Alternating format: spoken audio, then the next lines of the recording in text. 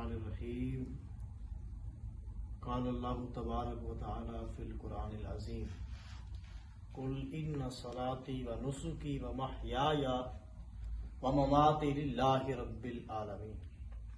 صدق اللہ العظیم۔ الصلاۃ والسلام علیک یا سیدی یا رسول اللہ، الصلاۃ والسلام علیک یا سیدی یا حبیب اللہ۔ رب کائنات نے ارشاد فرمایا، اے میرے محبوب آپ ارشاد فرما دیجئے، قل ان صلاتی بے شک میری نماز، و نسکی میری قربانی، و مماتی اور میرا مرنا، و حیاتی للہ رب العالمین۔ قال اللہ تبارک و تعالی فی القرآن العظیم قل ان صلاتی و نسکی و محیای و مماتی للہ رب العالمین۔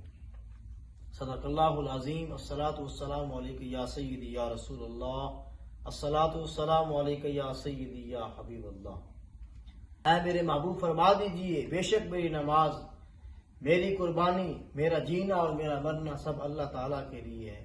دوستان دی وقار، اللہ تعالیٰ کی رضا ایسی چیز ہے کہ جب انسان کو اللہ تعالیٰ کی رضا مل جاتی ہے تو اس رضا کی خوشنودی کے اندر انسان اپنے مال و دولت، اپنی جائیداد، اپنے ہیرے جواہرات سب کو ہیچ سمجھتا ہے۔ جب اللہ کی رضا اس میں شامل ہو جاتی ہے تو پھر انسان کے سامنے ہیرے جواہرات کے ڈھیر پڑے ہوں، سونے چاندی کے ڈھیر پڑے ہوں، وہ سب انسان کی نظروں کے سامنے ہیچ نظر آتے ہیں، کیونکہ یہ رضا ایسی رضا ہے جس کو مل جاتی ہے پھر اس سے کائنات کی کوئی چیز اچھی معلوم نہیں ہوتی۔ دوستان دی وقار، حضرت مولا علی کائنات رضی اللہ عنہ آپ ایک دفعہ جنگ کے میدان میں تشریف فرما تھے تو آپ کا مقابلہ ایک یہودی سے ہوا۔ تو جب آپ اس کے ساتھ مقابلہ کر رہے تھے، جنگ کر رہے تھے، یہودی نے کیا کیا؟ آپ کے منہ پہ تھوک دیا۔ تو آپ نے جنگ کو بند کر دیا، تلوار کو ایک سائڈ پہ رکھ دیا، اور یہودی کہتا ہے، اے مولا کائنات، اے شیر خدا، تم نے میرے ساتھ جنگ کرنی ہے، تم نے تلوار کیوں رکھ دی؟ آپ نے فرمایا، اے یہودی، پہلے تو میں اللہ کی رضا کے لیے لڑ رہا تھا، اب میرے دل کی انا شامل ہو گئی ہے، اب ذاتی غصہ، ذاتی مفاد شامل ہو گیا ہے۔ اے یہودی، اب میں تیرے ساتھ جنگ و قتال نہیں کروں گا، کیونکہ پہلے اللہ کی رضا تھی، اب میرا ذاتی مسئلہ ہے۔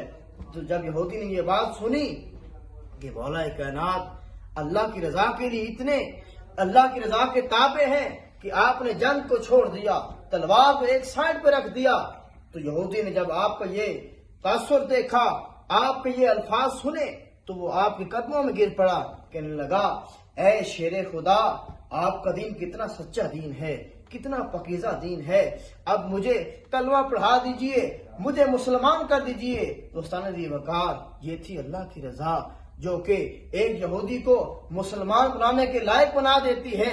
جب جسم میں رضا داخل ہو جاتی ہے اللہ تعالیٰ کی، پھر وہ بندہ اپنے سامنے ہر چیز کو ہیچ سمجھتا ہے، پھر وہ رضائے رب العالمین میں اپنی ہر چیز کو قربان کر دیتا ہے۔ حضرت خالد بن ولید رضی اللہ عنہ ایک دفعہ آپ کے امیر المومنین حضرت عمر فاروق نے آپ کو عہدے سے ہٹا دیا، آپ جنرل کے عہدے پر فیض تھے۔ جب آپ کو امیر المومنین نے عہدے سے ہٹایا تو آپ نے بخوشی قبول فرما لیا۔ تو آپ کے دوستوں نے کہا، آپ کے ساتھیوں نے کہا، اے خالد بن ولید، تمہارا وہ عہدہ کتنا اچھا عہدہ تھا، تمہیں امیر المومنین نے عہدے سے ہٹا دیا، اب تم اس پہ راضی ہو؟ تو آپ نے فرمایا، ہاں میں اس پہ راضی ہوں، میں اللہ کی رضا کے لیے پہلے بھی جنگ کرتا تھا، اب بھی میں اللہ کی رضا کے لیے جنگ کرتا ہوں۔ دوستان دی وقار، صحابہ کرام کے عمل سے ہمیں یہ سبق ملتا ہے کہ ہم بھی اللہ کی رضا پہ چل کے اپنی یہ دنیا بھی سنوار سکتے ہیں، اگلا جہان بھی سنوار سکتے ہیں۔ اللہ تبارک و تعالی ہم سب کو اپنی رضا نصیب فرمائے۔ وما توفیقی الا باللہ العلی العظیم۔